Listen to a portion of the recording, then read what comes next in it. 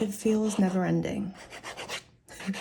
So much is going on and it's so chaotic, but just know that it's you. You can bring the calm to the chaos.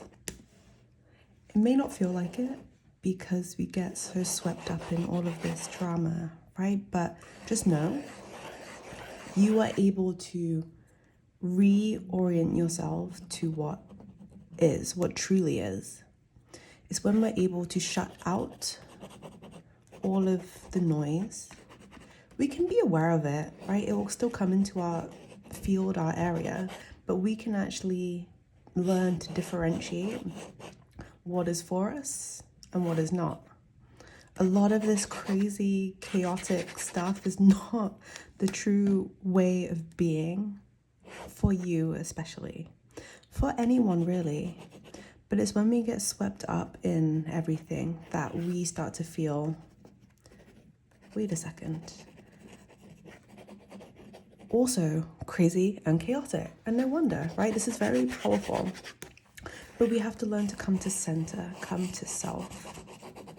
This is the only way we can escape being swept up in other people's nonsense. And it's not even just people, it's stuff going on in the planet. And while it's important to be able to be aware of what's happening, to be able to action on some things and help in the ways that you can, not to get swept up in it. Make sure we have this bubble. It's kind of a knowing, understanding of who we are without all of this. Now, this can show up. The bubble can be broken, popped, let's say, and these things can all seep in all at once. This is when we lower our vibration, our frequency. When it becomes lowered and not as heightened, when it's heightened, this is more protective. When we step out into lower ways, we say lower, it's just a way of being that allows all this bad stuff to come in, all this stuff that isn't meant for you. Maybe bad is even the wrong word. It's just what's not meant for you, and it just makes you feel so heavy. And like, imagine all of this sinking. Imagine this being water. The bubble gets burst, and then you start to feel weighed down by everything. Oh, this is sad. And then you get stuck in this negative thought pattern or believing, or go down this kind of negative rabbit hole. The hole gets bigger and bigger, right? The water comes rushing in. All of this negativity that we don't want comes rushing in. No wonder you feel like you're drowning. See, it will fill up at the bottom first. It kind of feels like you can still wade through it. But at a certain point, it gets so heavy that you're drowning. Look at your little face here. Help. The way to do this is to understand that you are actually more in control than you think you are. The way to get rid of the water is to notice the water and know you can do something about it. So you start patching up the hole. First of all, we have to let go of all of the things that are keeping us feeling drowned. This is open and we are in control. So you just notice, hey, wait a second, I don't like that. This is not making me feel good. And you can sit with yourself and watch it flow out. Let it flow out. You'll feel that you are able to breathe a little bit better. More and more. It's kind of like tilting the bubble over. Let's tilt it this way. So instead of it being this way, you tilt it. So then the whole, everything can come pouring out. But it's important to be aware of yourself and to know just what is not serving you and just let it leave. And this is a process. This does not happen overnight. It can, but life can feel heavy and there's so much input, right? So we have to learn to disconnect from the input. This is how we return to our true selves. The one that's not so heavy, not so underwater and drowning. we can just live and be in the moment and not worry about the what ifs, the whys, the hows. This is how we get into the true flow of us. This is a smiley face. And it doesn't always have to be smiles and laughing and joyful, because we're humans, we experience so many things. But it's just knowing that you can come back to the state. And this is actually a helpful technique if you're feeling the most miserable. It feels and sounds ridiculous, but if you just smile,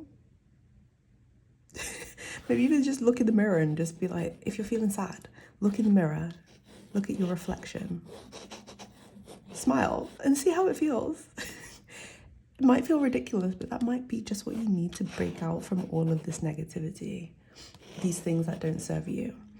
Because this is you looking at you and you're understanding, hey, maybe it isn't all doom and gloom for me. I don't know, just draws to the hair here. But knowing that you can tip over the bubble that you feel drowned under, you have the power to do this, even though you feel like you don't. This might be a tool, looking in the mirror, smiling at yourself, even just for like 5 seconds. Just try and break out of what it is you're in if you're feeling stuck in a slump, in a loop, not feeling like your true self. Give yourself a smile. It will feel absolutely ridiculous, but also you'll be like, hey, wait a second. It will open up a gap for the things that are swallowing you to flow out. It's like a gap, and that's great. You'll feel lighter, you'll feel lighter. So it's really important for you to understand your role in all of this too, because it's the way we interpret everything and we keep it in our field. It doesn't have to stay in our field. This is a really important note too. It doesn't have to stay here. It may feel like it, but it's taking that time to separate yourself from it all, that you're able to actually disconnect. So like this moment of smiling in the mirror is a separation from how you've kind of been being. Just like if you've been mopey and sad and just feeling overwhelmed, this is like breaking the loop that you're in. You can break it. You have this power. Don't forget that you are here to be able to be yourself, content. Anything else is kind of a distraction. It's just how we as people flip things into how we understand the stories. But this isn't actually that important. It's not that important.